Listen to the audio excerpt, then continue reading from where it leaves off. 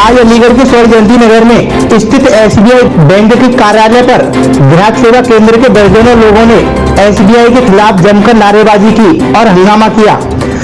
जानकारी मिलते ही थाना क्वारसी पुलिस मौके पर पहुंच गई और हंगामा और नारेबाजी कर रहे जन सेवा संचालकों को समझाने लगी, मगर हंगामा कर रहे जन सेवा केंद्र संचालक अपनी मांगों पर अड़े रहे और बाद में मांगों को लेकर राष्ट्रपति के नाम एक ज्ञापन क्वारसी थाना प्रभारी को सौंपा।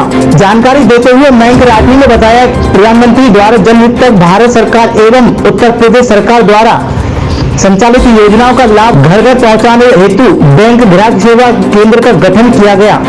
गठन किए गए ग्राहक सेवा केंद्र संचालक ने अपनी व परिवार की जान माल की चिंता न करते हुए भरे कोरोना काल में प्रधानमंत्री की योजनाओं को जन जन तक पहुंचाने का कार्य किया।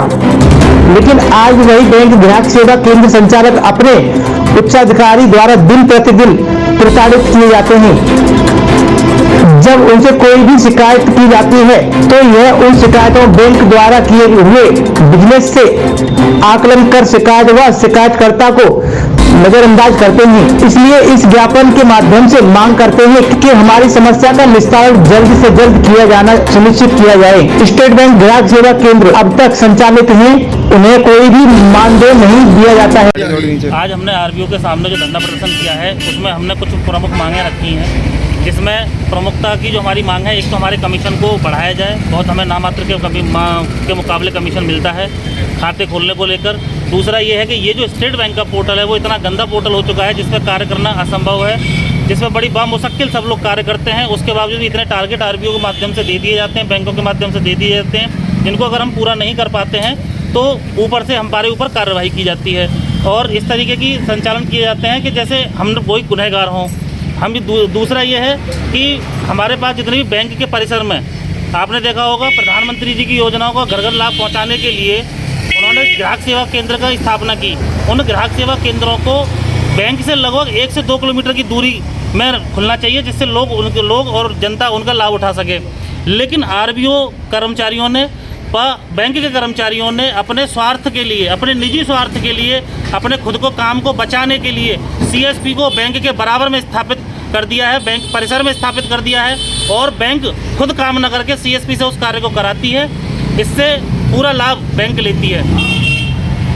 आप लोगों की किस तरीके की मांग है?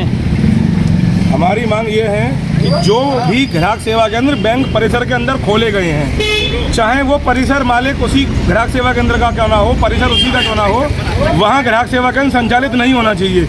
इससे अन्य ग्राहक सेवा केंद्रों में हीन भावना की भावना पैदा होती है। पहली बात कि भाई ये ज़्यादा कमा रहा है, दूसरा आदमी कम कमा रहा है। दूसरी बात कि जो ग्राहक सेवा केंद्र जहाँ चल रहा है उसी के बराबर में RBO द्वारा आंख बंद करके अन्य ग्राहक सेवा केंद्र खोल दिए गए हैं, जो बिल्कुल गलत है। इसकी शिकायत जब हम यहाँ करते हैं तो जो उन शिकायतों को लेने के बजाय व्यापार को बढ़ाने के लिए एक नए निर्देश दे देते हैं कि आप व्यापार नहीं कर रहे हैं, आप एक राजनीति कर रहे हैं। अब इसमें ये बताओ राजनीति क्या है?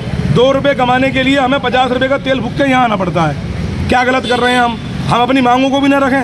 अब हम यहाँ बैठे हैं तो आप ये लगा लो, मैं जिस कंपनी से हूँ NICT से, NICT को इन लोगों ने इतना हड़का दिया है, इतनी बुरी तरह हड़का दिया है कि अगला जो हमारा BCA बेचारा वो परेशान है कि मेरी नौकरी आज चली ना जाए कहीं इस वजह से। दूसरा, मेरे BC को लिखित में लेटर लिखा है इन्होंने कि आप मयंक राठी का कोड बंद कर रहे हैं, क्योंकि ये आदमी यहाँ काम नहीं कर रहा है, यहाँ राजनीति कर रहा है खड़े होकर नीचे।